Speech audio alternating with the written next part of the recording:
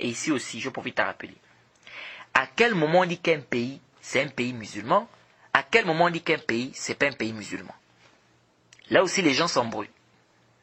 Et je crois qu'on a déjà fait une parenthèse sur ça.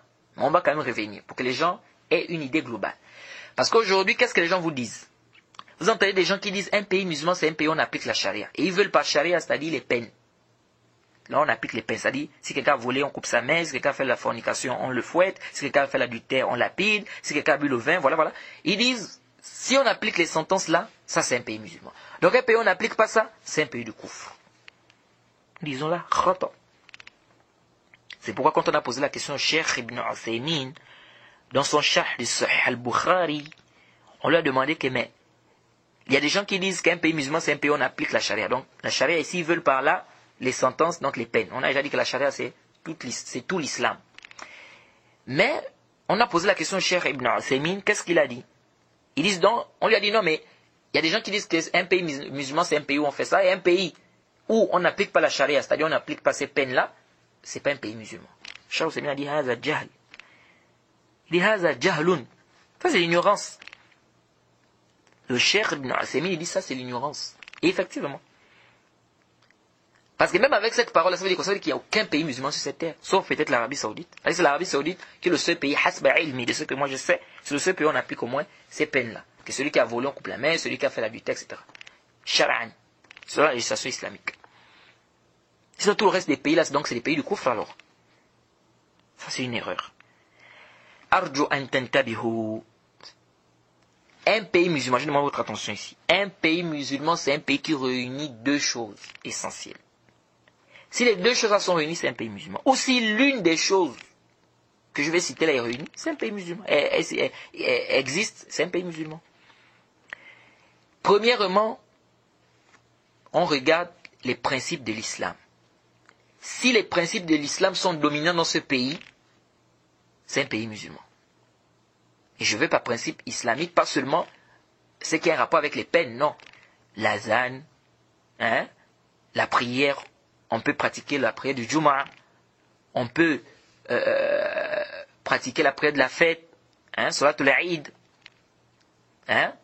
Si c'est un pays où les principes de l'islam règnent, donc on prie, les mosquées sont en grande quantité, on prie, il y a l'azan, on fait la prière du Jumu'ah, on fait les prières de Jama'a, on fait le Eid, sans problème, c'est un pays musulman. C'est pourquoi vous allez voir dans beaucoup d'écoutes, quand on vous définit les pays musulmans, on vous dit quoi? On vous dit ce sont des pays où les principes islamiques, n'est-ce pas, sont apparents. Et là-dedans, on vous donne comme exemple, par exemple, l'azan, on vous donne par exemple la prière, on vous donne par exemple la prière, le Eid. Mais ici, intabi, attention, parce qu'il y a des gens qui comprennent mal ici. Il y a des gens qui pensent ça, et quand ils lisent ça, ils sont un peu embêtés, ils disent, mais comment ça? Un pays où il y a l'azan, on fait la prière en Jama'a, mais presque tous les pays là, ou très peu, sinon la majorité des pays là, sur la terre, on fait l'azan. Il y a au moins des musulmans là-bas. Est-ce que vous voyez peu? Non, le Cheikh Ibn Uthaymin a bien expliqué ça dans son livre, le Sharh de Usul al-Thalatha. Dans son Sharh de Usul al-Thalatha, le Cheikh Ibn Uthaymin a bien expliqué cela lorsqu'il a parlé de la partie de la hijra. Lorsqu'il a défini la hijra, c'est quoi la hijra, quitter un pays du koufr, un pays islamique et tout, il a expliqué c'est quoi un pays islamique, c'est quoi un pays musulman. Et il a expliqué ce point-là, cette choubha-là, que non. C'est pourquoi le Cheikh Uthaymin, quand il a défini, il a dit quoi? Il dit où les principes islamiques sont apparents de manière générale, de manière globale. C'est-à-dire quoi? C'est-à-dire, ce sont les principes islamiques qui dominent dans ce pays. Le Cheikh Uthaymin a bien expliqué, ça doit être shamil, ça doit englober le pays. Il dit pourquoi? Pour faire sortir les pays à qoliyat islamiyya, c'est-à-dire les pays où on est à minorité islamique, où il y a des minorités islamiques. Parce que si on dit seulement l'azan, la prière en Jama'a, mais sinon on va dire que tous les pays du monde entier sont des pays musulmans, sinon quelques pays, parce qu'il y a très peu de pays où on est interdit par exemple de faire l'azan, etc. Mais sinon la majorité des pays, il y a au moins des musulmans, il y a des mosquées compris. C'est pas ça le mourad. Il faut que ça soit abondant, ces principes-là doivent être les principes dominants dans le pays. Donc, si ce sont les principes islamiques qui règnent, c'est un pays islamique. Ou si c'est un pays où on applique seulement les peines, c'est-à-dire on applique la charia. Même si le président, même si le chef c'est un mécréant. Si on applique la charia, c'est un pays musulman. C'est-à-dire un pays où on applique la charia, où les principes de l'islam sont apparents, même si le chef est mécréant, c'est un pays musulman. Et donc, un pays où le chef est musulman, mais la majorité de la population ne sont pas des musulmans. La religion qui domine, ce n'est pas l'islam. Les principes qui dominent le pays, ce n'est pas des principes de l'islam. Même si le chef est musulman, le pays, c'est un pays de koufr.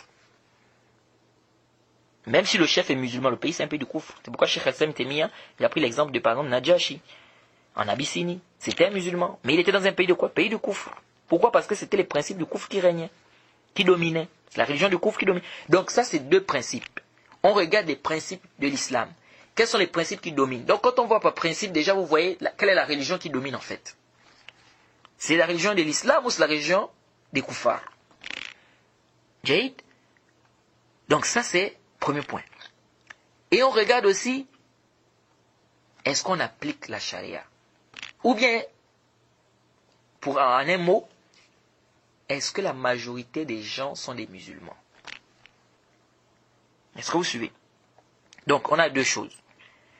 Soit ce sont les principes de l'islam qui sont apparents et qui sont dominants dans le pays. Et quand on parle déjà par principe de l'islam, ici vous voyez déjà quelle est la religion qui domine dans le pays. Donc quelle est la population, la majorité de la population, c'est des musulmans, oui ou non? Et on a un autre côté, le côté de la charia. Si la charia est appliquée, c'est un pays aussi islamique. Mais ce n'est pas une condition, c'est pas une condition que la charia soit appliquée pour que ça soit un pays musulman. Non, si la majorité des habitants du pays sont des musulmans, ou la majorité des principes qui sont appliqués dans le pays, c'est les principes de l'islam, c'est-à-dire Zahiran, les mosquées sont dominantes et tout, la zan, tout ça, même si ici, on n'applique pas les peines, le côté des peines là, celui qui vole en coupe la main, c'est un pays musulman. Donc l'Égypte, c'est un pays musulman. Syrie, machin, tout ça, les pays à majorité musulmane, c'est des pays musulmans. Donc ça, il faut faire très très attention parce qu'aujourd'hui, beaucoup de gens s'embrouillent, beaucoup de gens ne comprennent pas c'est quoi un pays islamique, c'est quoi un pays qui n'est pas islamique. Et on fait le takfir n'importe comment. Et j'avais eu un grand débat avec mon professeur en classe sur cette question-là. Parce qu'il est venu avec un fikr qui était le fikr des Khawarij. Et à la fin, alhamdulillah, le professeur à la fin, il nous a dit non, mais c'est pas ce que moi je disais. Moi je ne disais pas qu'un pays islamique, c'est seulement un pays où on applique la charia, c'est-à-dire les peines capitales, etc., etc. Il dit mais attends, on a passé des heures et des heures ici à débattre sur la question. Et après, le professeur vient et dit non, c'était pas ce qu'il avait dit. Vous voyez? Bref, donc pour dire qu'on doit apprendre la religion, parce que si on n'apprend pas la religion, c'est compliqué.